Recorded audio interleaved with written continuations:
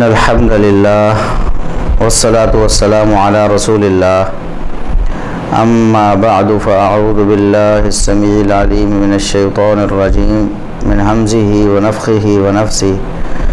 بسم الله الرحمن الرحيم ولا تقف ما ليس لك به علم إن السمع والبصر والفؤاد كل أولئك كان عنه مسؤولا۔ محترم ناظرین اور معزز سامعین، مرزا انجینئر محمد علی صاحب صحابہ کرام رضوان اللہ علیہ مجمعین کے حوالے سے خصوصاً اور باقی بہت سارے مسائل میں عموماً قرآن و سنت کے منہج سے ہٹے ہوئے ہیں۔ ہم وقتاً فوقتاً آپ کے سامنے ان کی گمراہیاں، ان کے مغالطے، ان کے اشکالات اور ان کے جوابات آپ کے سامنے پیش کرتے رہتے ہیں۔ ابھی حالیہ ان کا جو لیکچر اپلوڈ ہوا جس کا نام انہوں نے علمی و تحقیقی مجلس نمبر 10 رکھا، علمی و تحقیقی مجلس کے نام سے اب وہ کچھ اپنے لیکچرز اپلوڈ کر رہے ہیں جس میں وہ لوگوں کے سوالوں کے جوابات دیتے ہیں۔ ویسے تو ہم نے بہت سارے سوالات ان سے کر رکھے ہیں اور بڑی دفعہ ان کی توجہ بھی اس طرف مبذول کرانے کی کوشش کی ہے کہ اگر آپ نے جوابات دینے ہیں تو کوئی علمی سوالات کے جوابات دیں، صرف وہ سوالات جو آپ کو پسند ہیں یا اپنے پسندیدہ لوگوں کی طرف سے آپ کے پاس آتے ہیں آپ ان کے جوابات دیتے ہیں۔ بہت سارے سوالات کے آپ جوابات دیتے ہی نہیں ہیں اور پھر ہمارے سوالات کے تو آپ نے جوابات دیے ہی نہیں کبھی۔ تو بہرحال ایک سوال ان سے کیا گیا علمی مجلس نمبر 10 میں کہ مولانا طارق جمیل صاحب کا ایک کلپ آیا ہے نیا جس میں انہوں نے فرمایا ہے کہ مولا علی کہنا چاہیے، حضرت علی نہیں کہنا چاہیے، یعنی سیدنا علی رضی اللہ تعالیٰ عنہ کو مولا علی کہنا چاہیے، حضرت علی نہیں کہنا چاہیے۔ تو مرزا صاحب نے اس کا جواب دیا کہ اس معاملے میں انہوں نے یعنی طارق جمیل صاحب نے جتنی بھی باتیں کی ہیں وہ بالکل ٹھیک ہیں۔ میں مولانا طارق جمیل صاحب حفظہ اللہ تعالیٰ سے کئی معاملات میں اختلاف رکھتا ہوں، لیکن اس معاملے میں جتنی باتیں انہوں نے کی ہیں وہ بالکل ٹھیک کی ہیں۔ تو ابھی ہم دیکھیں گے کہ طارق جمیل صاحب نے کون کون سی باتیں کی ہیں اور وہ کیسے درست اور ٹھیک ہیں۔ خود مرزا صاحب کیا اس کو جسٹیفائی کرتے ہیں اور کیسے کرتے ہیں۔ سب سے پہلی بات تو انہوں نے کی کہ سیدنا علی رضی اللہ تعالیٰ عنہ کے حوالے سے نبی کریم صلی اللہ علیہ وسلم نے جو فرمایا من کنت مولاہ فعلی مولاہ، جامع ترمذی وغیرہ کی حدیث ہے کہ جس کا میں مولا ہوں، من کنت مولاہ، جس کا میں مولا ہوں اس کا علی بھی مولا ہے۔ تو وہ کہتے ہیں کہ یہ علی رضی اللہ تعالیٰ عنہ کی خصوصیت ہے۔ نبی کریم صلی اللہ علیہ وسلم نے ابو بکر رضی اللہ تعالیٰ عنہ کے بارے میں یہ تو نہیں فرمایا کہ جس کا میں مولا ہوں اس کا ابو بکر مولا ہے۔ عمر رضی اللہ تعالیٰ عنہ کے بارے میں تو نہیں فرمایا کہ جس کا میں مولا ہوں عمر اس کا مولا ہے۔ یہ تو خصوصیت ہے علی رضی اللہ تعالیٰ عنہ کی، صرف انہی کے بارے میں اللہ کے رسول صلی اللہ علیہ وسلم نے فرمایا ہے، اور ظاہر ہے جس کی خصوصیت ہے پھر اسی کے ساتھ اس کا اطلاق بھی ہوگا۔ وہ کہتے ہیں کہ مولا علی کہنا چاہیے، حضرت علی نہیں کہنا چاہیے، یہ مولا علی رضی اللہ تعالیٰ عنہ کی خصوصیت ہے۔ ہمیں حضرت علی نہیں کہنا چاہیے، ہمیں مولا علی کہنا چاہیے۔ ہر صحابی کی بعض خصوصیات ہیں جو دوسرے میں نہیں۔ آپ نے ابو بکر سب سے بڑی ہستی ہیں صحابہ میں، ان کو نہیں آپ نے کہا کہ تو جنت میں میرے آگے آگے چلتا ہے۔ بلال کو کہا کیا بات ہے، جب جنت میں جاتا ہوں مجھ سے آگے آگے چلتا نظر آتا ہے، جزوی فضیلت۔ تو سب سے پہلے ایک ٹیکنیکلی بات، بالکل آسان عام فہم بات ہر انسان کو سمجھ آ جائے گی کہ کتنی بڑی خطا ہے۔ تھوڑا سا بھی عقل سے اگر کام لیا جاتا، صرف عقل سے، شریعت تو دور کی بات ہے، دیگر دلائل اور نصوص دور کی بات ہیں، صرف عقل سے اگر کام لیا جاتا تو یہی حدیث انہیں بتا دیتی کہ ان کا موقف بالکل غلط ہے، کہ سیدنا علی رضی اللہ تعالیٰ عنہ کو مولا کہنا چاہیے، حضرت نہیں کہنا چاہیے، یا کوئی اور لفظ نہیں کہنا چاہیے، مولا ہی کہنا چاہیے، اور پھر یہ ان کی خصوصیت ہے، کسی اور کے لیے نہیں ہے۔ تو ہم پوچھتے ہیں مولانا طارق جمیل صاحب سے پہلے اور پھر مرزا انجینئر محمد علی صاحب سے کہ آپ نے یہ جو مان لیا کہ یہ خصوصیت ہے، تو یہ خصوصیت پھر کیسے ہوئی جی؟ اس حدیث کا پہلا ٹکڑا آپ نے ٹھکرا دیا اور اس کا انکار کر دیا عملاً، اس پر تو عمل نہیں کیا۔ من کنت مولا ہو، اگر سیدنا علی رضی اللہ تعالیٰ عنہ کو مولا کہنے کا مطلب یہ ہے کہ یہ ان کی خصوصیت ہے اور ان کے ساتھ یہی لفظ بولنا چاہیے، تو پھر رسول اکرم صلی اللہ علیہ وسلم کے ساتھ بالاولیٰ یہی لفظ بولنا چاہیے، اور یہ آپ کی بالاولیٰ خصوصیت ہے، کیونکہ علی رضی اللہ تعالیٰ عنہ کا ٹکڑا تو بعد میں ہے جس میں ان کو مولا کہا گیا۔ پہلے تو رسول اکرم صلی اللہ علیہ وسلم نے فرمایا من کنت مولا ہو، جس کا میں مولا ہوں، مطلب یہ ہے کہ محمد رسول اللہ صلی اللہ علیہ وسلم بھی مولا ہیں مومنوں کے، اور علی رضی اللہ تعالیٰ عنہ بھی مولا ہیں۔ تو اس کا مطلب یہ ہوا کہ طارق جمیل صاحب کو حضرت محمد صلی اللہ علیہ وسلم نہیں کہنا چاہیے، بلکہ کہنا چاہیے مولا محمد صلی اللہ علیہ وسلم، اور یہ کہنا چاہیے کہ صرف سیدنا علی رضی اللہ تعالیٰ عنہ کی خصوصیت نہیں ہے، بلکہ یہ رسول اکرم صلی اللہ علیہ وسلم کی اور علی رضی اللہ تعالیٰ عنہ کی خصوصیت ہے، دونوں کے ساتھ مولا کا لفظ بولنا چاہیے، نہ کہ صرف علی رضی اللہ تعالیٰ عنہ کے ساتھ۔ دوسری بات یہ ہے کہ صحیح حدیث میں، یہ صحیح بخاری کی 2699 نمبر 2699، اسی طرح 4251 نمبر 4251 نمبر حدیث، اس میں نبی کریم صلی اللہ علیہ وسلم نے سیدنا علی رضی اللہ تعالیٰ عنہ، سیدنا جعفر رضی اللہ تعالیٰ عنہ اور سیدنا زید رضی اللہ تعالیٰ عنہ، 3 صحابہ کرام ہیں، 3 کے بارے میں کچھ فرمایا ہے۔ اب وہ کیا ہے میں آپ کو وہ پڑھ کے سناتا ہوں، صحیح بخاری کے الفاظ۔ آپ صلی اللہ علیہ وسلم نے علی رضی اللہ تعالیٰ عنہ سے فرمایا انت منی و انا منک، آپ مجھ سے ہیں اور میں آپ سے ہوں، یعنی یہ محبت اور رشتہ داری اور قرابت کا یہ اظہار ہے، اور یہ کئی اور صحابہ کرام کے بارے میں بھی نبی کریم صلی اللہ علیہ وسلم نے فرمایا ہوا ہے، مطلب محبت کا اظہار ہے، قربت کا اظہار ہے، مودت کا اظہار ہے سیدنا علی رضی اللہ تعالیٰ عنہ سے۔ دوسرے نمبر پر سیدنا جعفر رضی اللہ تعالیٰ عنہ تھے۔ میں اس کا سیاق کانٹیکسٹ بیان نہیں کروں گا کیونکہ وہ کافی لمبی بات ہو جائے گی، لمبی حدیث ہے۔ سیدنا جعفر رضی اللہ تعالیٰ عنہ سے آپ نے ارشاد فرمایا اشبہت خلقی و خلقی، آپ تو شکل و صورت میں بھی اور اخلاق میں بھی میرے سے مشابہ ہیں۔ ایک تسلی کے لیے انہیں بھی آپ نے یہ ارشاد فرمایا، اور اپنے ساتھ تعلق کا اظہار کرنے کے لیے یہ آپ نے ارشاد فرمایا۔ اور سیدنا زید بن حارثہ رضی اللہ تعالیٰ عنہ سے آپ نے ارشاد فرمایا انت اخونا و مولانا، انت اخونا و مولانا، آپ ہمارے بھائی بھی ہیں اور ہمارے مولا بھی ہیں۔ تو مولانا یہ لفظ سیدنا زید بن حارثہ رضی اللہ تعالیٰ عنہ سے بھی رسول اکرم صلی اللہ علیہ وسلم نے فرمایا۔ تو کیا خیال ہے پھر یہ لسٹ تھوڑی وسیع نہیں کر لینی چاہیے کہ یہ مولا کا لفظ رسول اکرم صلی اللہ علیہ وسلم کے ساتھ بھی خاص ہے، اور علی رضی اللہ تعالیٰ عنہ کے بھی ساتھ خاص ہے، اور سیدنا زید بن حارثہ رضی اللہ تعالیٰ عنہ کے ساتھ بھی خاص ہے، اور پھر اور بھی اس لسٹ کو وسیع کیا جائے تو سیدنا زید بن حارثہ رضی اللہ تعالیٰ عنہ کو رسول اکرم صلی اللہ علیہ وسلم خود فرما رہے ہیں کہ مولانا، علی رضی اللہ تعالیٰ عنہ کے بارے میں یہ لفظ آپ نے ارشاد نہیں فرمایا، فرمایا من کنت مولاہ فعلی مولاہ، جس کا میں مولا علی اس کا مولا۔ لیکن یہاں آپ صلی اللہ علیہ وسلم نے اپنی طرف نسبت کر کے فرمایا مولانا انت اخونا و مولانا، زید آپ ہمارے بھائی بھی ہیں اور ہمارے مولا بھی ہیں۔ تو کیا خیال ہے کہ یہ لفظ سیدنا زید بن حارثہ رضی اللہ تعالیٰ عنہ کے لیے بالاولیٰ خاص نہیں ہونا چاہیے، اور پھر مولا علی کے ساتھ مولا زید نہیں کہنا چاہیے؟ تو کتنی بڑی یہ ناسمجھی کی بات ہے، نرم الفاظ میں بات میں کروں گا، ناسمجھی کی بات ہے، غور و فکر ہی نہیں کیا گیا ایک بات کرنے کے لیے، بس یہ ہے کہ لوگوں کو متاثر کرنے کے لیے کہ سب سے پہلے میں یہ بات کر رہا ہوں۔ اور مولانا طارق جمیل صاحب کہتے ہیں کہ چند دن پہلے مجھے خیال آیا کہ حضرت علی نہیں بلکہ مولا علی کہنا چاہیے۔ یہ چند دن پہلے مجھے خیال آیا کہ ہمیں حضرت علی نہیں کہنا چاہیے، ہمیں مولا علی کہنا چاہیے۔ اس کا مطلب یہ ہے کہ ساری زندگی اس سے پہلے طارق جمیل صاحب تو اس حوالے سے قرآن و سنت کی جو نصوص ہیں ان کی مخالفت ہی کرتے رہے، کیونکہ ان کے بقول تو نبی کریم صلی اللہ علیہ وسلم نے خاص کیا ہے مولا کو علی رضی اللہ تعالیٰ عنہ کے ساتھ، اور یہ ان کی خصوصیت ہے۔ تو گویا باقی ساری زندگی جو ان کی گزشتہ گزری ہے مولانا طارق جمیل صاحب کی، وہ اس حوالے سے کوتاہی کرتے رہے ہیں اور اس حدیث کی خلاف ورزی ہی کرتے رہے ہیں۔ اب انہیں سمجھ آئی ہے،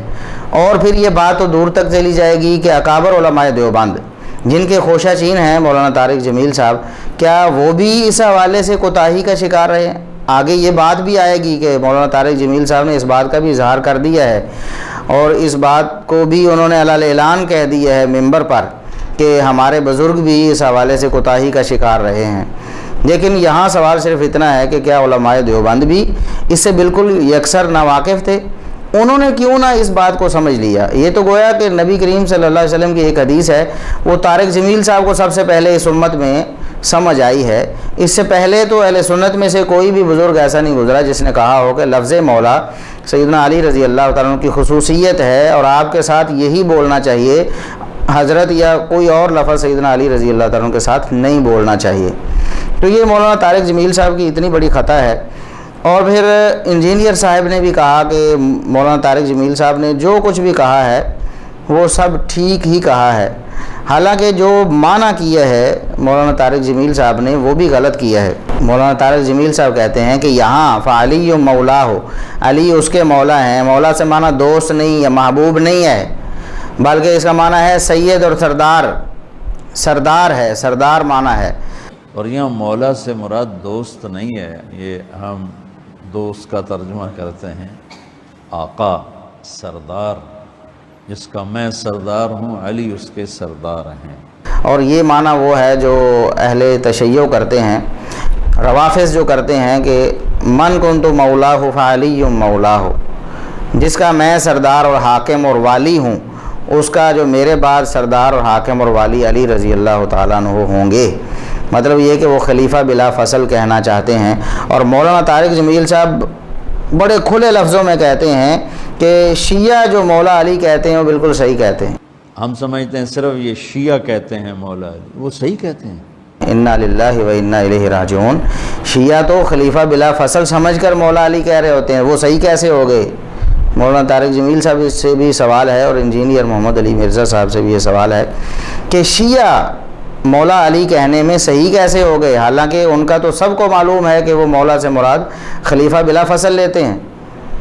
تو یہ معنی ہی سرے سے جو مولانا طارق جمیل صاحب نے کرنے کی کوشش کی ہے وہ غلط ہے، اور جو سلف صالحین معنی کرتے رہے ہیں اس کو مولانا طارق جمیل صاحب کہتے ہیں یہ معنی ہے ہی نہیں۔ اب میں صرف دو حوالے یہاں دوں گا۔ ایک تو لغوی امام ہیں ابن اسیر رحمہ اللہ تعالیٰ، بہت مشہور و معروف امام ہیں لغت کے، اور انہوں نے حدیث کی لغت لکھی۔ حدیث کی لغت، حدیث میں جو اس طرح کے الفاظ آئے ہیں ان کا معنی مفہوم کیا ہے انہوں نے واضح کیا ہے۔ تو النہایہ ان کی کتاب ہے فی غریب الحدیث والاثر۔ حدیث کے ایسے الفاظ جو تھوڑے مشکل ہیں یا ایسے اہم الفاظ ہیں جن کی شرح کرنا وہ ضروری تھا تو انہوں نے ان کی شرح کر کے بتائی ہے۔ اس میں وہ لکھتے ہیں کہ وقت تکرر ذکر المولا فی الحدیث، حدیث میں تو مولا کا لفظ بہت دفعہ آیا ہے۔ وَهُوَ اسْمٌ يَقَعُ عَلَى جَمَاعَةٍ كَثِيرَةٍ، یہ بہت سارے معانی پر یہ لفظ استعمال کیا جاتا ہے، اس کے بہت سارے معانی ہیں۔ فَهُوَ الرَّبُّ وَالْمَالِكُ وَالسَّيِّدُ وَالْمُنْعِمُ وَالْمُعْتِقُ وَالنَّاصِرُ وَالْمُحِبُّ وَالتَّابِعُ وَالْجَارُ وَابْنُ الْعَمِّ وَالْحَلِيفُ وَالْعَقِيدُ وَالسِّحْرُ وَالْعَبْدُ وَالْمُعْتَقُ وَالْمُنْعَمُ عَلَيْهِ۔ وہ فرماتے ہیں کہ کچھ معنی یہ ہیں، رب بھی اس کا معنی ہے، مالک بھی اس کا معنی ہے، سید سردار بھی اس کا معنی ہے، منعم انعام کرنے والا، کسی پر احسان کرنے والا، یہ بھی مولا کا معنی ہے، معتق آزاد کرنے والا، جو مالک تھا کسی غلام کا اس نے اسے آزاد کر دیا اس کو بھی کہتے ہیں، الناصر مددگار کو بھی کہتے ہیں، محب محبت کرنے والے کو بھی کہتے ہیں، تابع فرما برداری کرنے والے کو بھی کہتے ہیں، ابن العم چچا کے بیٹے کو بھی کہتے ہیں، حلیف جس سے معاہدہ ہو اس کو بھی کہتے ہیں، اسی طرح رشتہ داروں کو، غلام کو، آزاد کردہ غلام کو، اور جس پر آپ کوئی احسان کر رہے ہیں، جس پر احسان کیا جا رہا ہے اس کو بھی، جو مختلف معنی اس کے انہوں نے بیان کیے، بہت سارے معنی ہیں۔ کہتے ہیں وقت تختلف مصادر هذه الاسماء، یہ جو مولا کا لفظ آیا نا اس کے مصادر مختلف ہیں۔ یہ کبھی الولایا سے ہوتا ہے، الولایا بالفتح، واؤ کے اوپر فتح، ایک ہے ولایت ایک ہے ولایت، ان دونوں میں فرق ہے۔ تو ولایت سے ہوتا ہے واؤ کے فتح واؤ کے زبر کے ساتھ، تو اس کا معنی ہوتا ہے نسب میں کسی کے ساتھ تعلق رکھنا یا نصرت و تائید کرنا یا پھر کسی کو آزاد کرنا۔ تو مولا میں یہ معنی اس وقت آتے ہیں، یعنی اسم فاعل کا معنی بھی اسم مفعول کا معنی دونوں اس میں آ جاتے ہیں ولایت میں جب ہو۔ تو ولایت جو کسرہ کے ساتھ ہے، واؤ کے نیچے زیر، اس کا معنی کہتے ہیں یہ سردار، عمارت سے ہے، حاکم،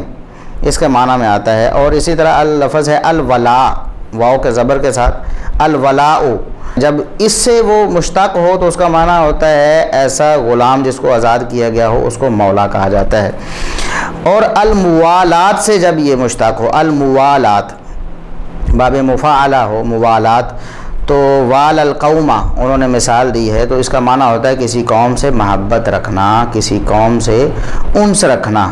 ومنہ الحدیث، وہ فرماتے ہیں کہ یہ جو معنی ہے کسی قوم سے محبت رکھنے والا، تو مولا کا یہ معنی کہ اس حدیث میں ہے من کنت مولاہ فعلی مولاہ، محبت رکھنے کا معنی جس کا میں مولا ہوں، یعنی جو مجھ سے محبت رکھتا ہے، فعلی مولا ہو، علی رضی اللہ تعالیٰ عنہ ہو، اس کے بھی محبوب ہونے چاہیے۔ اگر میں محبوب ہوں تو علی بھی محبوب ہونے چاہیے، جس کو مجھ سے محبت ہے اسے علی رضی اللہ تعالیٰ عنہ سے بھی محبت ہونی چاہیے۔ یہ ہے اصل معنی دوست، محبوب کا معنی، جس کا رد کر دیا مولانا طارق جمیل صاحب نے۔ اور ایک محدث کا حوالہ بھی دے دوں، امام بہقی رحمۃ اللہ علیہ الاعتقاد نامی کتاب میں لکھتے ہیں، یعنی عقیدہ کی کتاب ہے امام بہقی رحمۃ اللہ علیہ کی، اس میں وہ فرماتے ہیں فَأَرَادَ النَّبِيُّ صلی اللہ علیہ وسلم ان يذكر اختصاصه به ومحبته إياه ويحثهم بذلك على محبته وموالاته وترك معاداته۔ نبی کریم صلی اللہ علیہ وسلم کی مراد یہ تھی کہ آپ علی رضی اللہ تعالیٰ عنہ کا اپنے ساتھ خصوصی تعلق ذکر کرتے، اپنے ساتھ آپ علی رضی اللہ تعالیٰ عنہ کی محبت ذکر کرتے، اور لوگوں کو بھی ترغیب دیتے کہ وہ بھی علی رضی اللہ تعالیٰ عنہ سے محبت رکھیں، یعنی جس طرح میرا ایک خصوصی تعلق ہے، میری محبت ہے علی رضی اللہ تعالیٰ عنہ سے، اسی طرح لوگوں کی بھی، مسلمانوں کی بھی محبت علی رضی اللہ تعالیٰ عنہ سے ہونی چاہیے، اور آپ کے حوالے سے دشمنی نہیں ہونی چاہیے، علی رضی اللہ تعالیٰ عنہ سے دشمنی، بغض نہیں ہونا چاہیے۔ تو آپ صلی اللہ علیہ وسلم نے فرمایا من کنت ولیہ فعلی ولیہ، یہ بعض روایات میں الفاظ اس طرح بھی ہیں، جس کا میں ولی ہوں علی اس کا بھی ولی ہونا چاہیے، اور بعض روایات میں یہ من کنت مولاہ فعلی مولاہ، اور پھر آگے اس کے الفاظ ہیں اللہم وال من والاہ وعاد من عاداہ، اے اللہ جو علی سے محبت رکھے تو بھی اس سے محبت رکھ، اور جو علی سے نفرت رکھے، بغض رکھے تو اس سے نفرت کر۔ تو یہ الفاظ کتنے واضح ہیں، بتا رہے ہیں کہ یہاں کیا مراد ہے۔ یہاں مولا کا لفظ کوئی نام بن کر جو کسی کے ساتھ خاص ہو ایسا نہیں آیا، بلکہ محبت لوگوں کو کرنے کی ترغیب دینے کے لیے یہ الفاظ نبی کریم صلی اللہ علیہ وسلم نے استعمال فرمائے ہیں۔ والمراد به ولاء الاسلام ومودته، اور علی رضی اللہ تعالیٰ کو جو مولا کہا گیا کہ علی اس کے مولا ہیں، تو اس سے مراد یہ ہے کہ جو مسلمانوں میں آپس میں محبت ہوتی ہے نا، وہ علی رضی اللہ تعالیٰ کے حوالے سے بھی ہونی چاہیے۔ مسلمانوں کو کہا گیا، وہ فرماتے ہیں وعلی المسلمین ان یوالی بعضهم بعضا، مسلمانوں کے لیے یہ لازم ہے کہ وہ ایک دوسرے سے محبت کریں، نفرت بغض کینہ ختم کریں۔ ولا یعادی بعضهم بعضا، اور مسلمانوں پر یہ بھی لازم ہے کہ ایک دوسرے سے نفرت نہ کریں، ایک دوسرے سے بغض نہ رکھیں۔ تو وہو فی معنی ما ثبت عن علی رضی اللہ عنہ انہ قال، وہ فرماتے ہیں کہ اس حدیث میں یہی معنی بیان کیا گیا ہے کہ جسے مجھ سے محبت ہے اسے علی رضی اللہ تعالیٰ عنہ سے بھی محبت ہونی چاہیے۔ تو وہ فرماتے ہیں یہی معنی دوسری حدیث میں ان الفاظ کے ساتھ آیا کہ نبی کریم صلی اللہ علیہ وسلم نے یہ فرمایا کہ لا یحبنی الا مؤمن ولا یبغضنی الا منافق۔ یہ ایک روایت، اس کی سند پر یہاں بحث نہیں ہے۔ امام بہقی رحمۃ اللہ علیہ نے فرمایا کہ جو اس حدیث میں معنی آیا ہے وہی اس حدیث میں ہے من کنت مولاہ فعلی مولاہ علی۔ تو یہ تھی اصل بات کہ مولانا طارق جمیل صاحب جو کہتے ہیں کہ یہ معنی دوست والا یا محبوب والا معنی درست نہیں ہے، بلکہ معنی کیا ہے سردار اور آقا اور حاکم۔ تو یہ تو شیعہ یہ معنی کرتے ہیں نا کہ علی رضی اللہ تعالیٰ عنہ خلیفہ بلا فصل ہے، اس پر یہ دلیل ہے۔ تو یہ بالکل ایک غلط معنی ہے۔ مولانا طارق جمیل صاحب نے اس حوالے سے اپنے بزرگوں سے بھی مشورہ نہیں کیا، وہ علماء دیوبند کو ہی پڑھ لیتے تو شاید ان کی یہ خطا جو ان کے سامنے واضح ہو جاتی ہے اور وہ ایسی بات ممبر پر نہ کہتے۔ وہ خود کہہ رہے ہیں کہ دیکھیں لوگوں کے چہرے مختلف ہو رہے ہیں، متغیر ہو رہے ہیں، اور وہ بے چینی سی محسوس کر رہے ہیں یہ سن کر میری باتیں۔ اس کا مطلب یہ ہے کہ دیوبند میں پہلے یہ باتیں اس طرح نہیں ہوتی۔ تو مولانا طارق جمیل صاحب نے ایک بنیاد رکھی ہے دیوبند میں بھی اس طرح کی خرافات کو ڈالنے کی، شیعوں کو مطلب حق پر باور کروانے کی، خلیفہ بلا فصل کہنے میں بھی۔ محمد علی انجینئر صاحب اس کو کیسے جسٹیفائی کریں؟ اب وہ کہتے ہیں کہ جو انہوں نے کہا وہ سارا کا سارا صحیح ہے۔ اب انہوں نے بھلا کیا کہا ہے؟ طارق جمیل صاحب کہتے ہیں کہ جب سیدنا حسین رضی اللہ عنہ جا رہے تھے، کسی نے کہا کہ لشکر آ گیا ہے، انہوں نے کہا مجھے اللہ کے رسول صلی اللہ علیہ وسلم خواب میں ملے ہیں، انہوں نے مجھے کچھ فرمایا ہے، لہٰذا میں نہیں روکوں گا۔ مطلب یہ ہے کہ صحابہ کرام روکتے رہے، کچھ لوگ روکتے رہے انہیں، تو انہوں نے رکنے سے انکار کر دیا یہ کہہ کر مجھے خواب میں رسول اکرم صلی اللہ علیہ وسلم ملے ہیں اور آپ نے مجھے فرمایا ہے۔ جب وہ سب ساتھیوں نے کہا نا کہ آپ واپس چلیں، وہاں ابن زیاد آ چکا ہے، واپس چلیں، تو فرمایا کہ نہیں مجھے جانا ہے۔ ان کا تم موت دیکھ رہے ہو، کیوں جا رہے ہو؟ کہا مجھے میرے اللہ کے نبی خواب میں ملے ہیں، انہوں نے مجھے کچھ بات فرمائی ہے، لہذا مجھے جانا ہی جانا ہے۔ تو یہ بات، اس کا کوئی حوالہ اور اس کی کوئی سند مولانا طارق جمیل صاحب نے تو دینی نہیں ہے، تو مرزا انجینئر محمد علی صاحب بھی اس کی کوئی سند کوئی انٹرنیشنل نمبرنگ کے مطابق نہیں تو لوکل نمبرنگ کے مطابق پیش کر دیں، تاکہ وہ اپنے اس جواب میں حق بجانب ہو جائیں کہ مولانا طارق جمیل صاحب نے جو کہا ہے ٹھیک کہا ہے۔ ورنہ انہیں کہنا چاہیے تھا کہ اس کلپ میں کچھ انہوں نے من گھڑت یا جھوٹی روایتیں بھی پیش کی ہیں جن کا سرے سے کوئی وجود ہی نہیں ہے، کیونکہ خود مرزا صاحب کا یہ دعویٰ ہے کہ میں جناب ضعیف روایتوں کے حوالے سے بڑا حساس ہوں، میں نے لیکچر دیے ہوئے ہیں، میں نے صحیح مسلم کا مقدمہ پڑھایا ہوا ہے، میں جو لوگوں کو سمجھایا کہ یہ ضعیف روایت فتنہ ہوتی ہیں، یہ واعظوں نے اور مولویوں نے یہ لوگوں میں جو رواج دے دی ہیں۔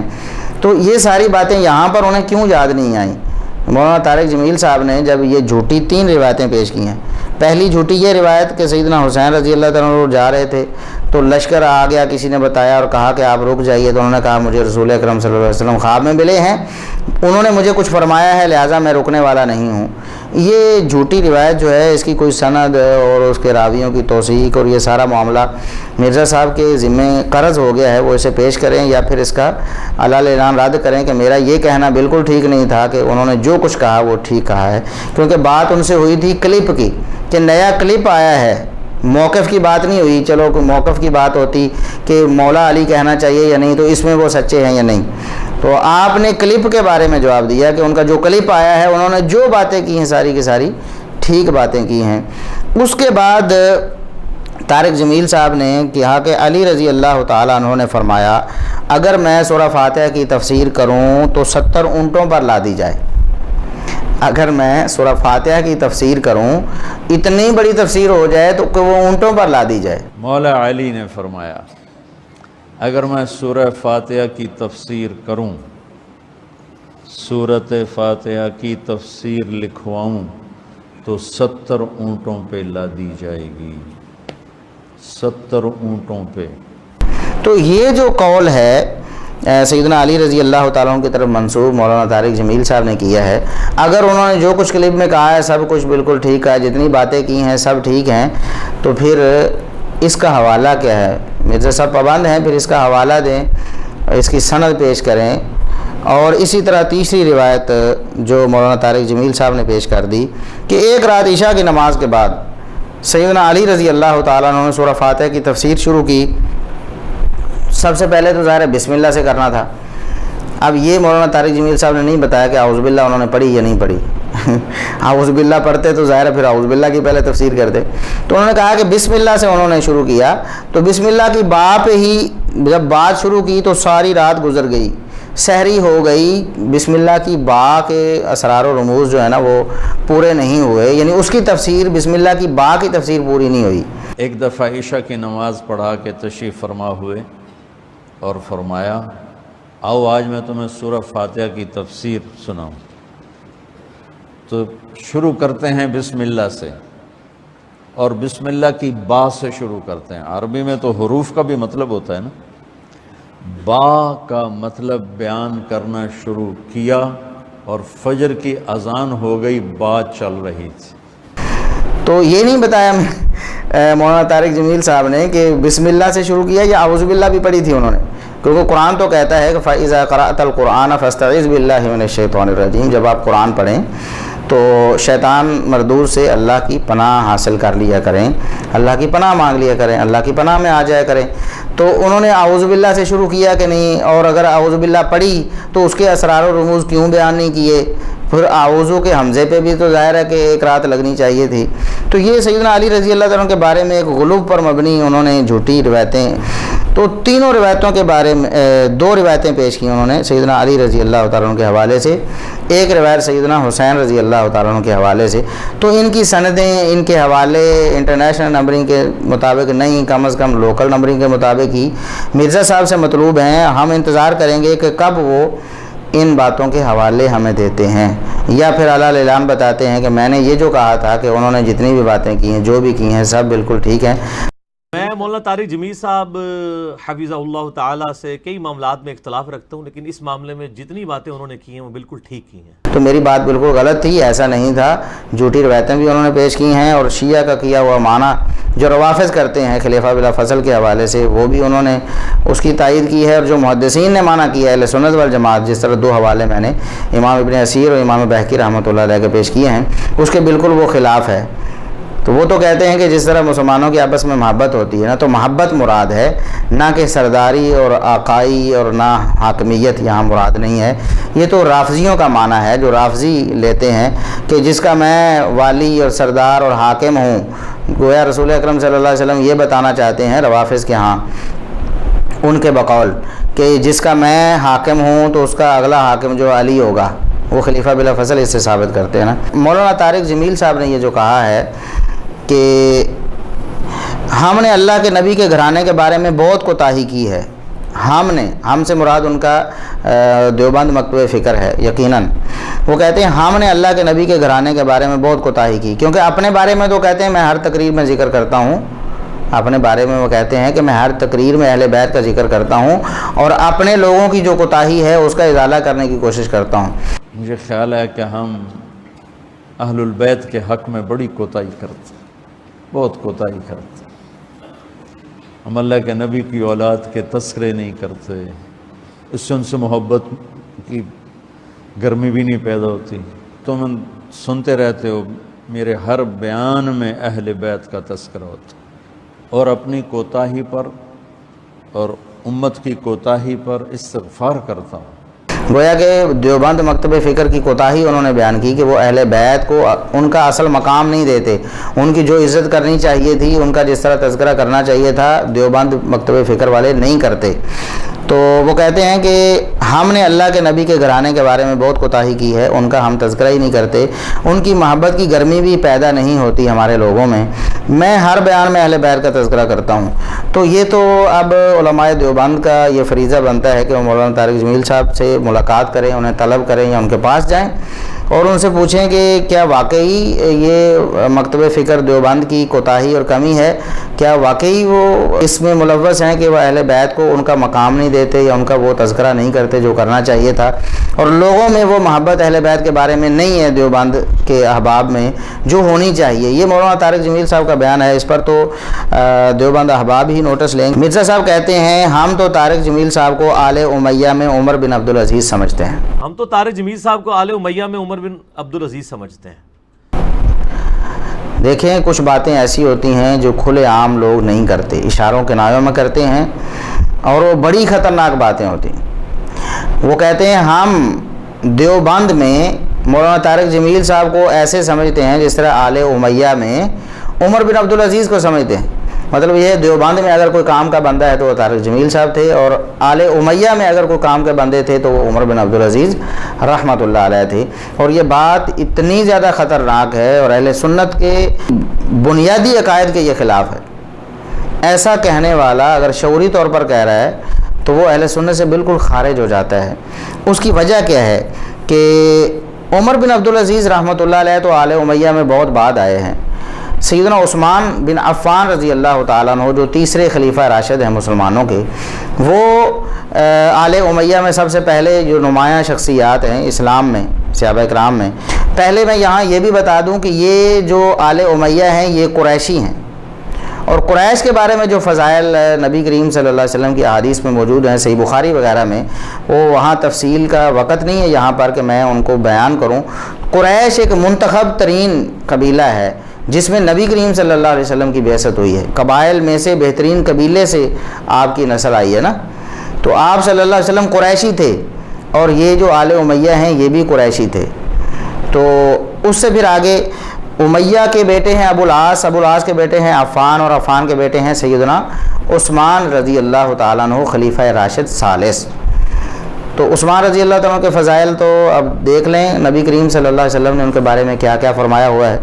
وہ یہاں ان کی تفصیل کا موقع نہیں ہے۔ آپ احباب کو چونکہ اہل سنت سے تعلق رکھتے ہیں تو سیدنا عثمان رضی اللہ تعالیٰ عنہ کے فضائل کے حوالے سے آپ بے خبر نہیں ہوں گے۔ اس کے بعد سیدنا معاویہ رضی اللہ تعالیٰ عنہ، ان کا بھی آل امیہ میں یعنی نسب کے حوالے سے وہی درجہ بنتا ہے جو سیدنا عثمان رضی اللہ تعالیٰ عنہ کا، یعنی سیدنا عثمان رضی اللہ تعالیٰ عنہ بھی تیسری نسل میں جا کر امیہ سے تعلق رکھتے ہیں، سیدنا معاویہ رضی اللہ تعالیٰ عنہ بھی تیسری نسل میں جا کر، تیسرے طبقے میں جا کر امیہ سے تعلق رکھتے ہیں۔ سیدنا معاویہ رضی اللہ تعالیٰ عنہ کے جو والد گرامی ہیں سیدنا ابو سفیان صخر رضی اللہ تعالیٰ عنہ، ان کا نام صخر تھا، صخر بن حرب، ان کے والد ہیں حرب، اور حرب کے والد ہیں امیہ۔ تو امیہ سے وہی تعلق، یعنی جس طبقے میں سیدنا عثمان رضی اللہ تعالیٰ عنہ کا آل امیہ میں تعلق بنتا ہے، اسی طبقے میں سیدنا معاویہ رضی اللہ تعالیٰ عنہ کا بنتا ہے، اور اس سے اگلے طبقے میں سیدنا ابو سفیان رضی اللہ تعالیٰ عنہ۔ تو یہ 3 صحابہ کرام ہیں جو نمایاں ہیں آل امیہ میں، آل امیہ میں جو نمایاں ہیں، ویسے تو اس کے علاوہ بھی ہیں، ان کا تذکرہ پھر اور لمبا ہو جائے گا۔ تو بتانے کا مقصد یہ ہے کہ کتنا خطرناک جملہ ہے کہ دیوبندیوں میں، دیوبند احباب میں طارق جمیل صاحب ایک اچھے بندے ہیں، جس طرح آل امیہ میں عمر بن عبدالعزیز رحمۃ اللہ علیہ اچھے بندے۔ اگر کوئی اور بھی ہوتا تو اس کا ذکر پہلے کیا جاتا نا، جو زیادہ اچھا ہوتا ہے کہا جاتا ہے فلاں خاندان میں تو فلاں ہی بندہ اچھا ہے، فلاں علاقے میں فلاں بندہ ہی اچھا ہے، تو اس کا مطلب ہے سب سے اچھا وہ ہے۔ تو سیدنا عثمان رضی اللہ تعالیٰ عنہ کی بھی یہ توہین اور تنقیص ہے کہ ایک جو صحابی نہیں ہیں عمر بن عبدالعزیز رحمۃ اللہ علیہ، ان کو صحابہ کرام سے، بلکہ سیدنا عثمان رضی اللہ تعالیٰ عنہ جو خلیفہ ثالث راشد ہیں، ان سے بھی اوپر درجہ دینے کی یہاں مذموم کوشش کی گئی محمد علی مرزا انجینئر صاحب کی طرف سے، اور یہ کوئی بڑی بات نہیں ہے۔ سیدنا عثمان رضی اللہ تعالیٰ عنہ کے حوالے سے مودودی صاحب کے جو خیالات ہیں خلافت و ملوکیت میں وہ لوگوں کو معلوم ہیں، اسی طرح جھالوی صاحب کے جو انتہائی برے اور انتہائی غلیظ ترین خیالات ہیں وہ ہم احباب کے سامنے کئی دفعہ پیش کر چکے ہیں۔ حضرت عثمان نے پہلے ہی 2-3 غلطیاں ایسا کی جنہیں سلطنت برباد ہو گئی۔ معاویہ دی باری کی ہوئی، اپنے زمانے چ گورنر بنا دتا، دنیا نو اگ لگ گئی۔ یہ مردود لبا سی جنہوں گورنر بنا، جو خود بیعت رضوان دے شریک لوگ ہیں جنہوں نے حضرت عثمان نو مارا، جہے مفسد سی اتنے عبد الرحمان بن ادیس جیسا بیعت رضوان شریک جہجا غفاری جنہیں ممبر تو لایا، آخیا اتر مسجد نہ آئی مڑ کے، ایڈی غلط جاری تو کر رہے ہیں کہ سلطنت تباہ ہو گئی تو صفائیاں دینا، سوٹا توڑ دیتا جہجا غفاری جنہیں بالکل دھوکھا کر دیا۔ انصار کھڑے ہو گئے قبرستان جو جنازہ گیا، انہوں نے کہا کرو دفن، کر کے لاش باہر مارا، دین سارا برباد کرتا جو دفن کر دے، پھر ہٹے چوک بیٹا دفن کیا، یہودیاں کی زمین سی، آہستہ آہستہ بنو امیہ نے ادھر قبریں بنائی۔ انہی کے خوشہ چین ہیں اور ان کو بڑے محسن اور امت میں اور اس زمانے میں بہت بڑے جناب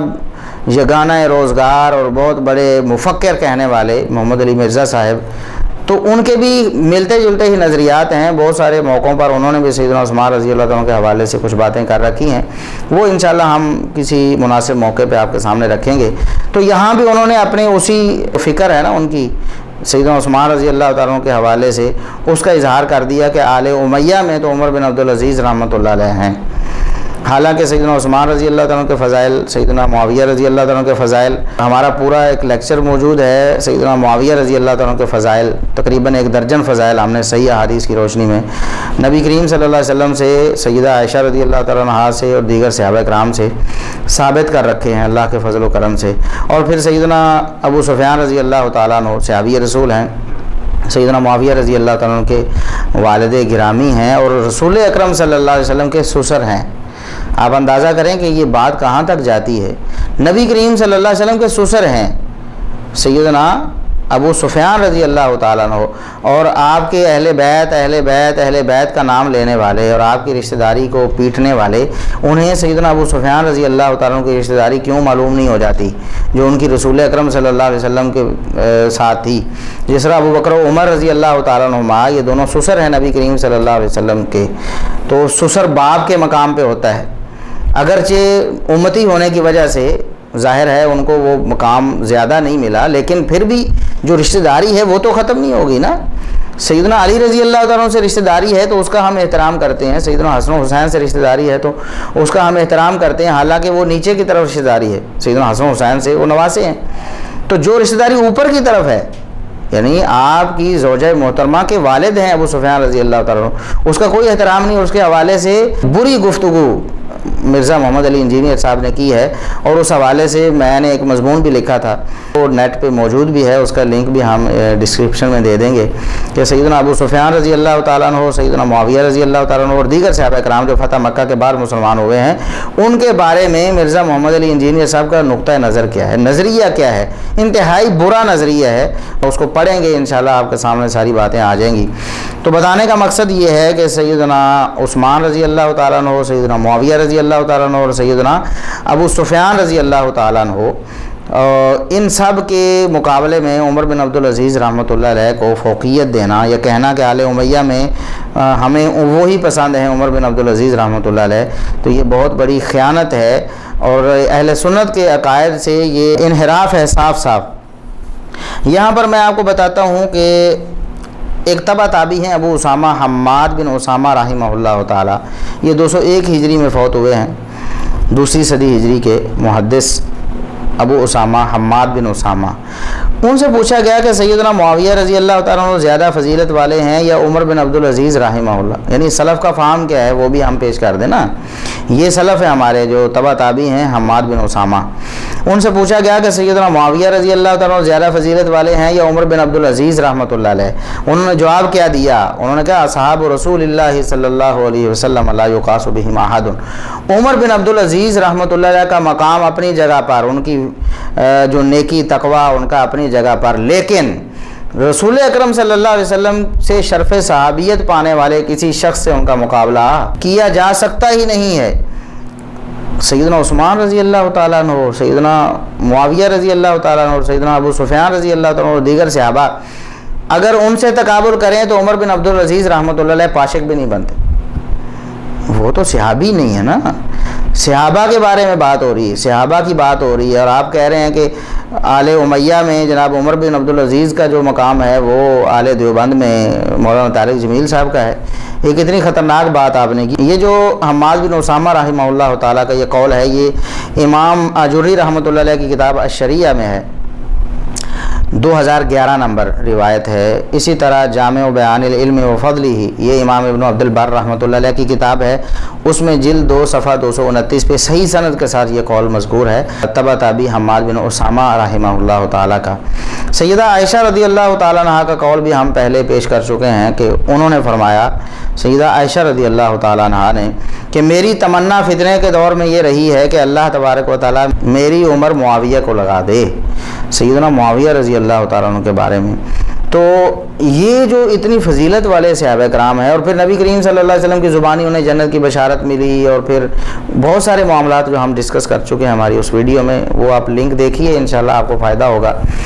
تو ان کے مقابلے میں عمر بن عبدالعزیز رحمۃ اللہ علیہ کو لے کر آنا اور ان کو ان کی شان بڑھا کر پیش کرنا، یہ اہل سنت کا وتیرہ نہیں ہے۔ اہل سنت تو ایسا نہیں کہہ سکتے نا، شرف صحابیت کے مقابلے میں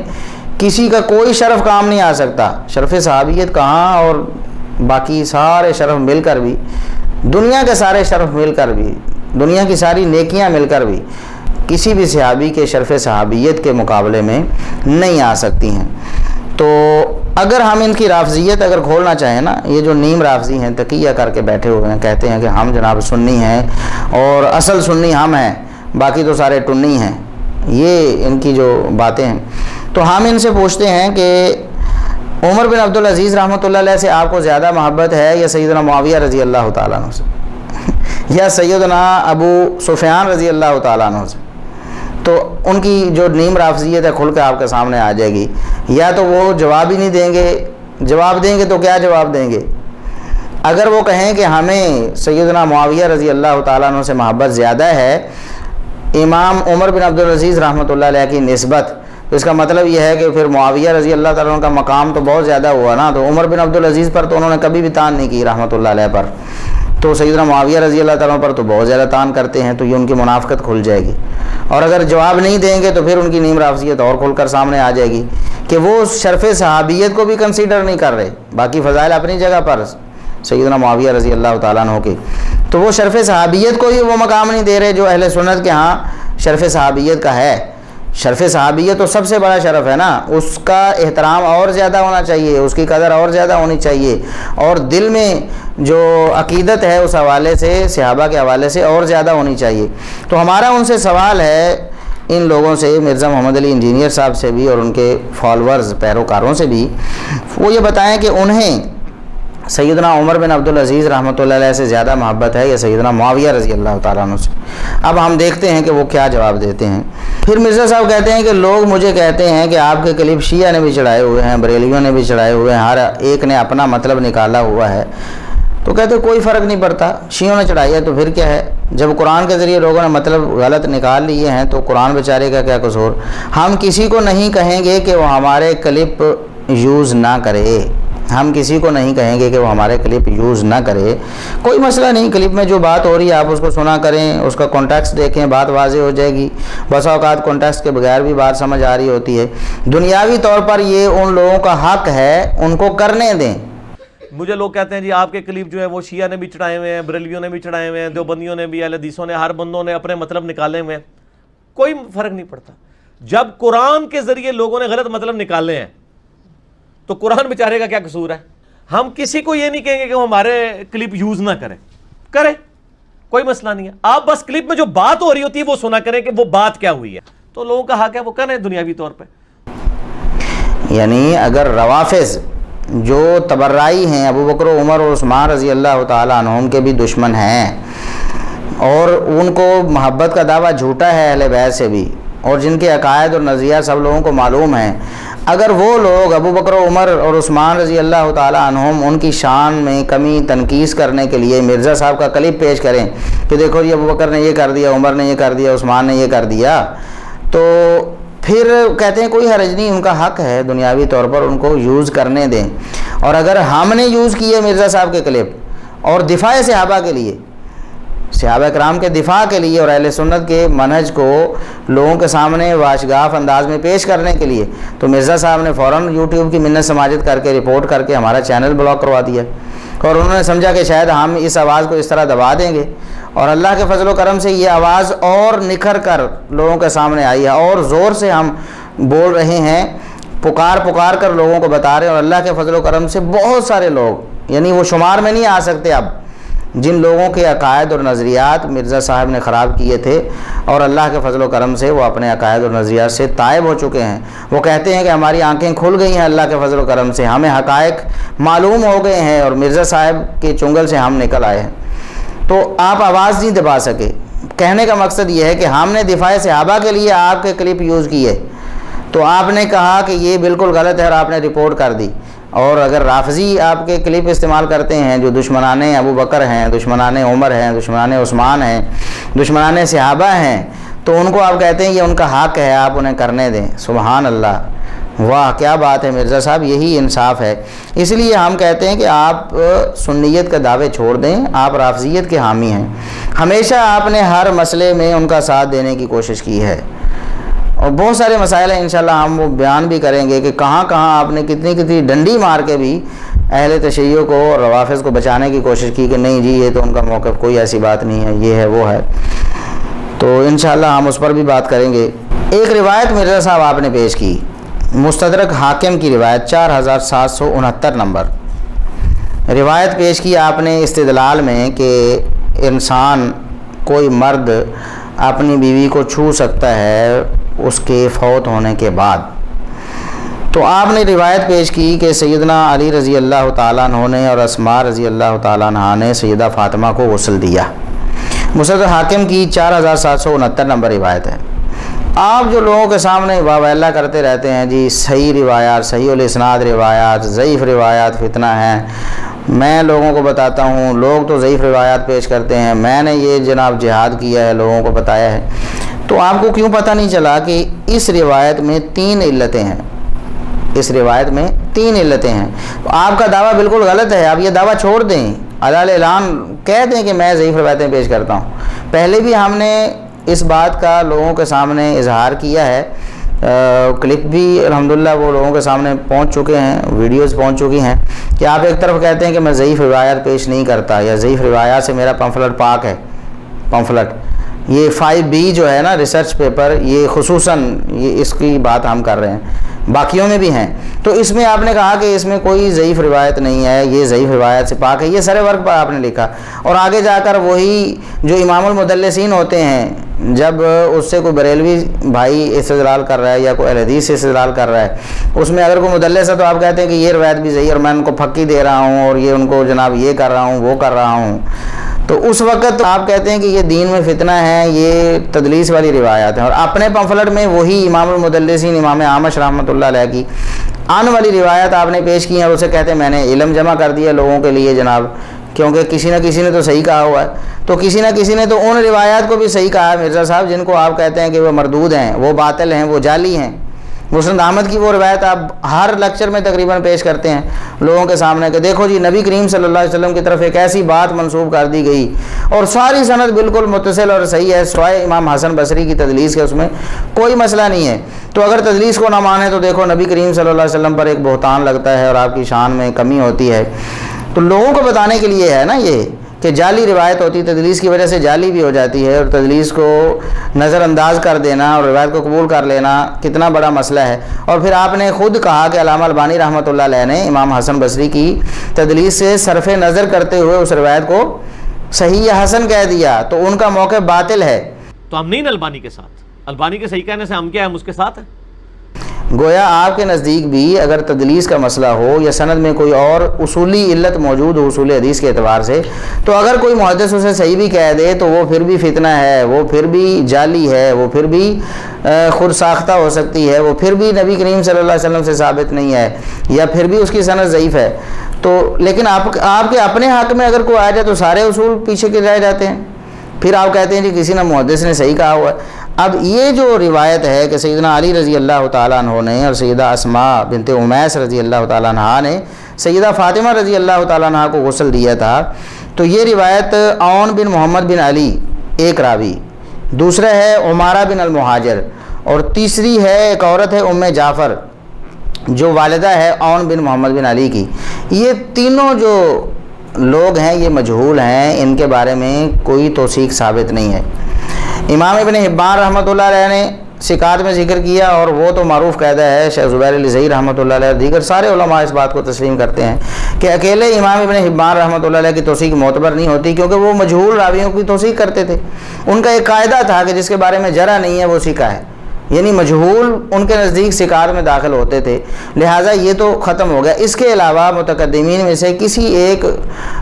معتبر امام کی آپ توثیق پیش کریں,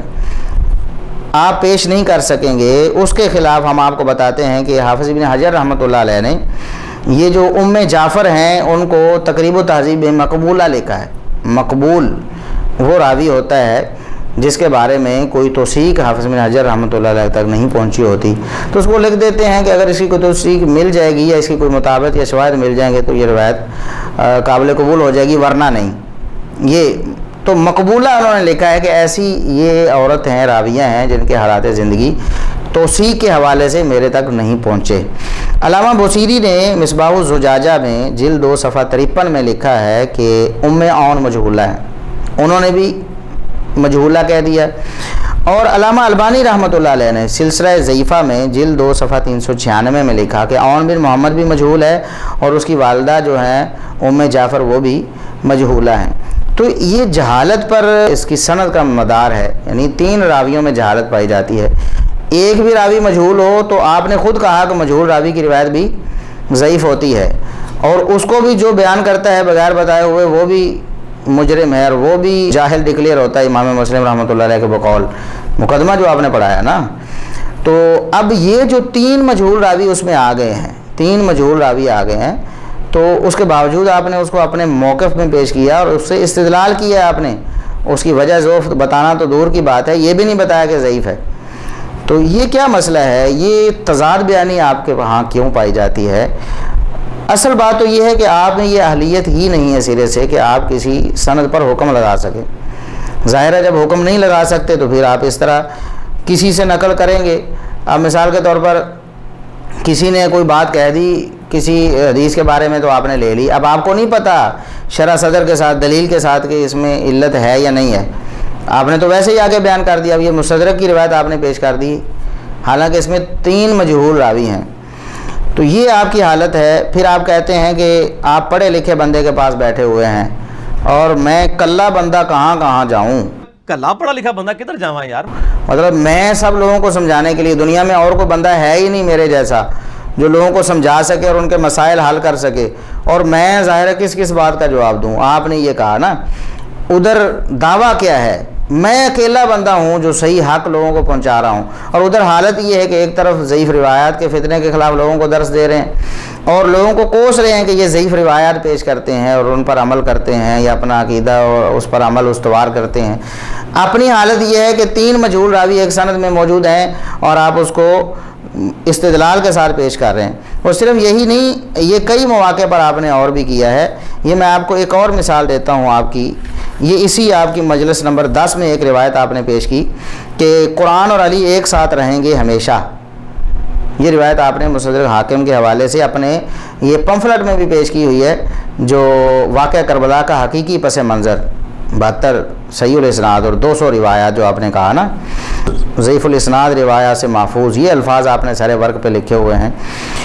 اسی میں آپ نے ایک اور روایت پیش کی ہے کہ قرآن اور علی ایک ساتھ رہیں گے. قرآن اور علی ایک ساتھ رہیں گے. مستدرک حاکم 4628 نمبر. یہ آپ اپنا پمفلٹ کھول کے دیکھ لیں, اگر آپ کو اعتبار نہیں تو اس میں آپ کو یہ روایت مل جائے گی. اور خود آپ نے اسی اپنے علمی تحقیقی مجلس جس کا نام آپ نے رکھا ہے 10 نمبر,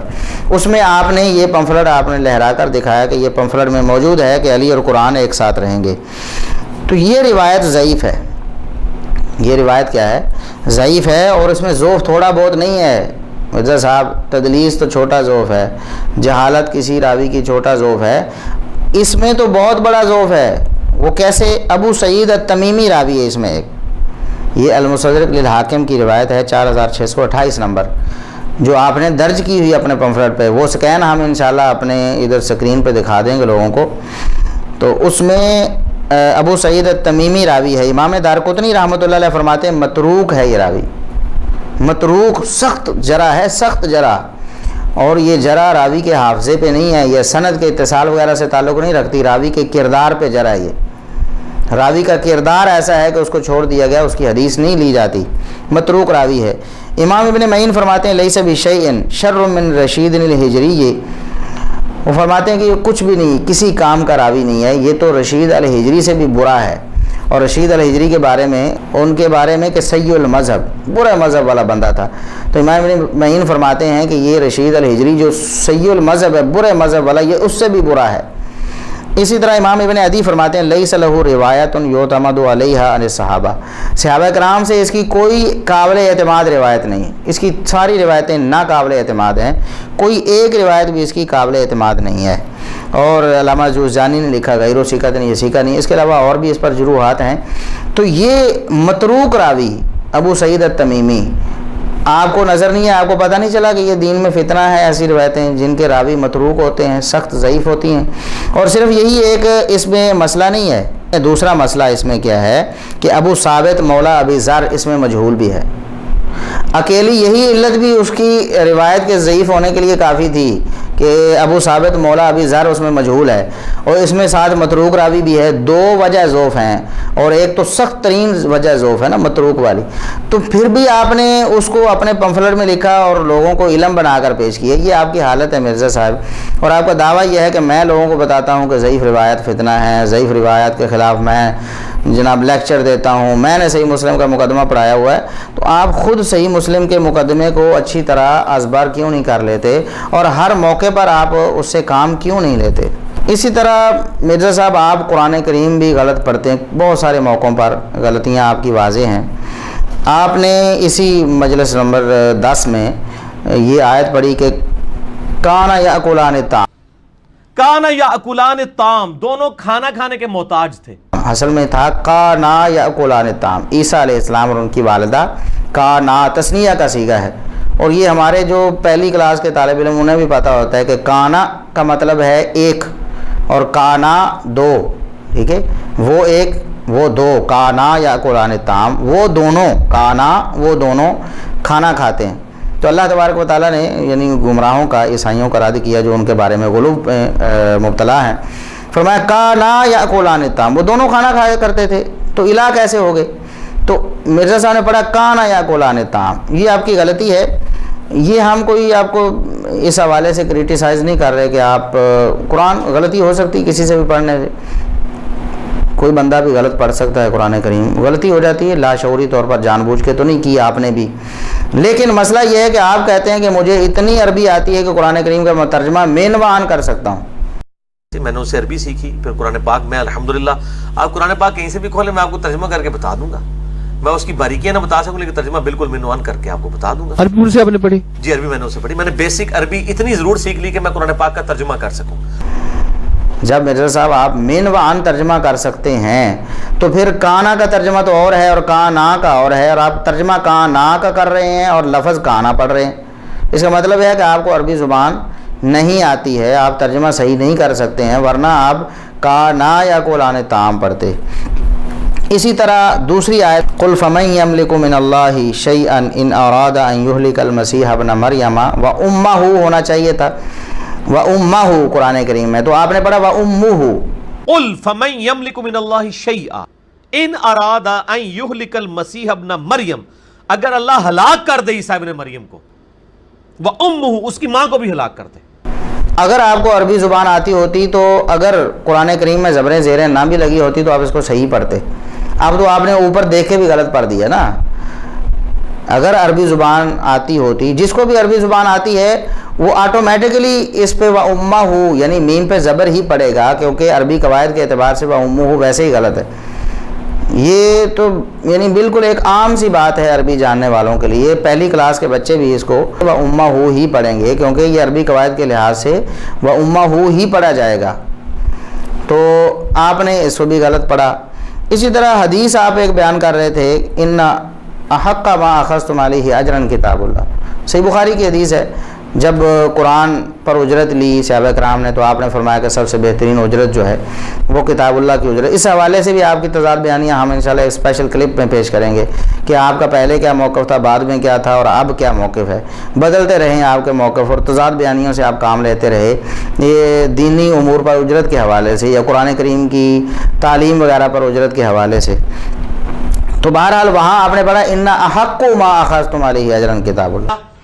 ان احق ما اخذتم علیہ اجرا کتاب اللہ۔ حالانکہ انا جو ہے یہ ہماری پہلی کلاس کے بچوں کو پتہ ہوتا ہے، پہلی کلاس جو مدرسے میں ہوتی ہے، ویسے تو آپ مدارس کے بڑے خلاف ہے، اسی لیے خلاف ہے نا کہ میں نے پہلے بھی بتایا تھا الناس اعداء لما یجہلون، لوگ جس چیز سے جاہل ہوتے ہیں اس کے دشمن ہوتے ہیں۔ ظاہر ہے آپ عربی زبان سے جاہل ہیں تو عربی زبان سکھانے والے جو مدارس ہیں آپ کو پسند نہیں آئیں گے کبھی بھی۔ آپ قرآن و حدیث کے صحیح فہم سے آپ جاہل ہیں تو آپ کو قرآن و حدیث صحیح فہم سکھانے والے جو مدارس ہیں آپ کو قطعاً پسند نہیں آئیں گے۔ ظاہر ہے کہ وہاں سے تو جو لوگ نکلتے ہیں آپ کی غلطیاں پکڑتے ہیں۔ ہم الحمدللہ مدارس سے پڑھ کر یہاں بیٹھے اور آپ کا رد کر رہے ہیں، ویسے تو الحمدللہ ہم نے اسکول بھی پڑھا ہے، پی ایچ ڈی الحمدللہ کی ہوئی ہے، لیکن یہ جو فہم ہمیں حاصل ہوا ہے عربی زبان صحیح طرح عبور جو آیا ہے اور قرآن و سنت کا جو صحیح فہم حاصل ہوا ہے وہ الحمدللہ ہمیں مدارس سے ہی حاصل ہوا ہے، اور اس حوالے سے ہم مدارس کے ہی مشکور و ممنون ہیں،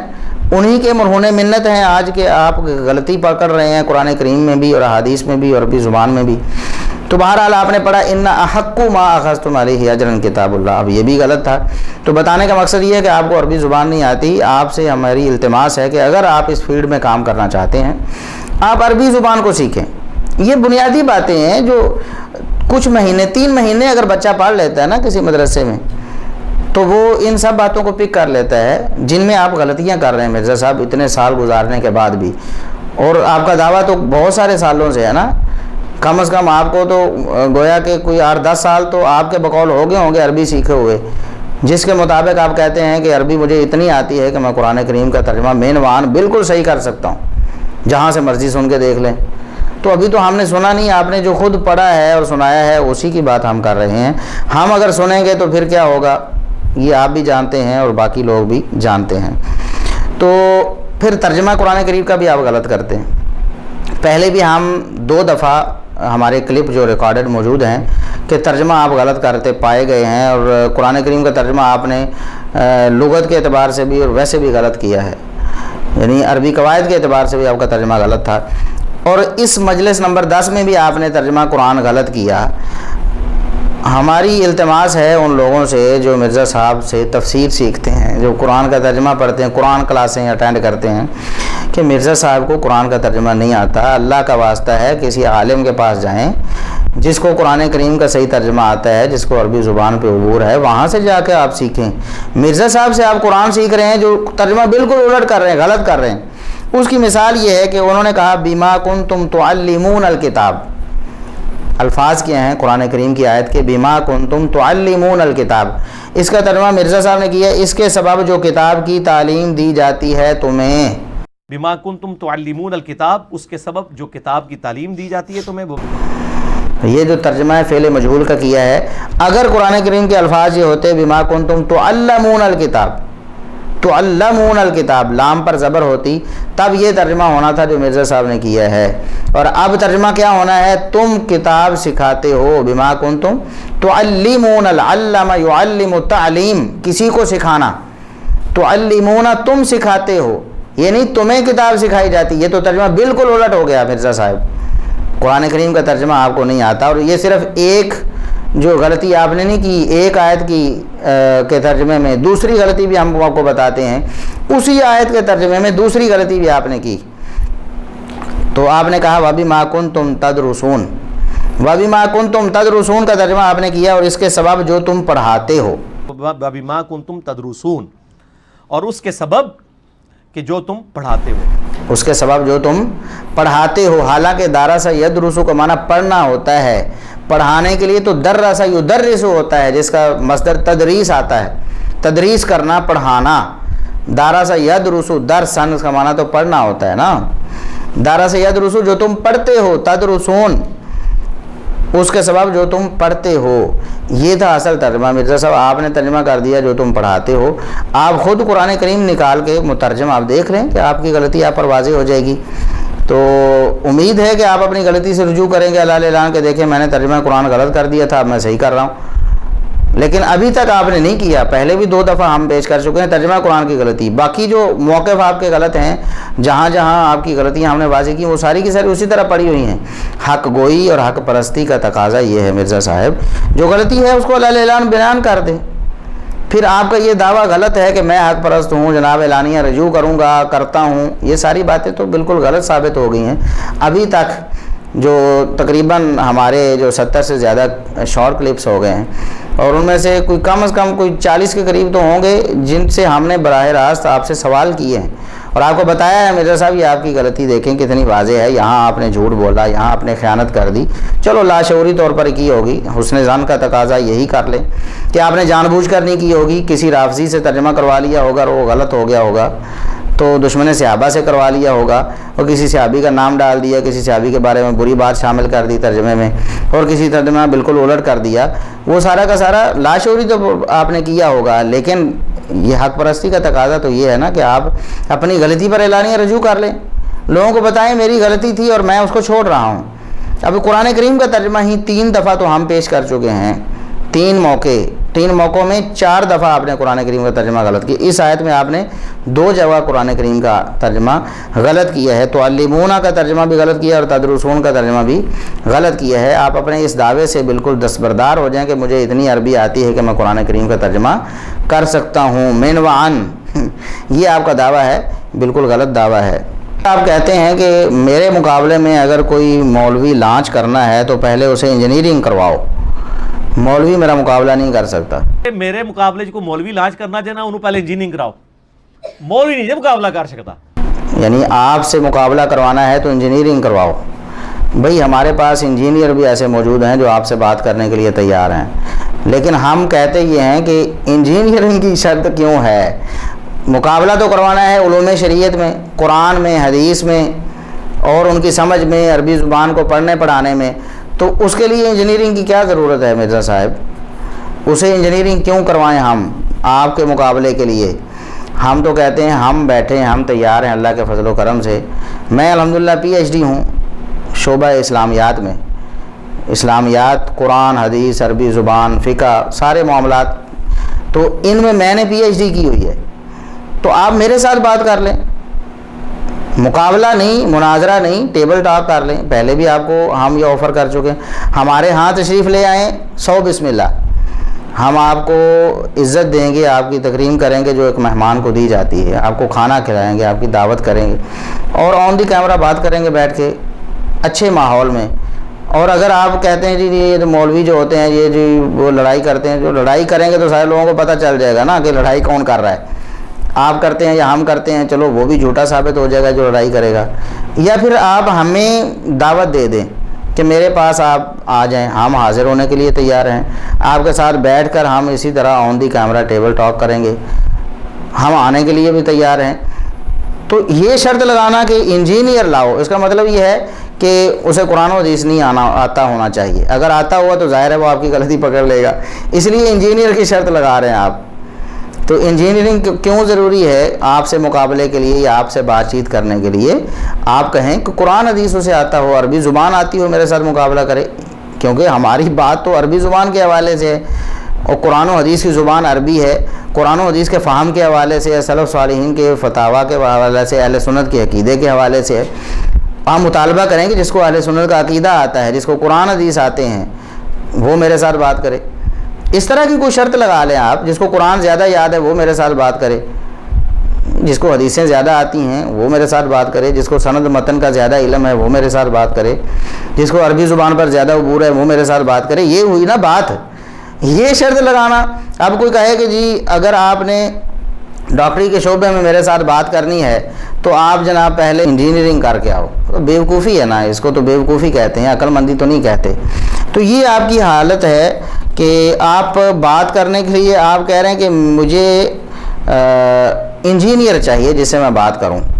ظاہر ہے انجینئر ہوگا تو وہ عربی زبان سے عموماً نابلد ہوتے ہیں کیونکہ ان کا اپنا شعبہ ہے، اور یہ عربی زبان اور قرآن حدیث یہ ایک الگ شعبہ ہے۔ ہر بندہ اپنے شعبے میں محنت کرتا ہے اور اپنے شعبے میں ہی راسخ ہوتا ہے، دوسرے شعبے میں تو ٹانگ اڑانے والی بات ہوتی ہے، جس طرح آپ اڑائے کھڑے ہیں۔ آپ کو چاہیے کہ آپ علماء حق کی رہنمائی حاصل کریں،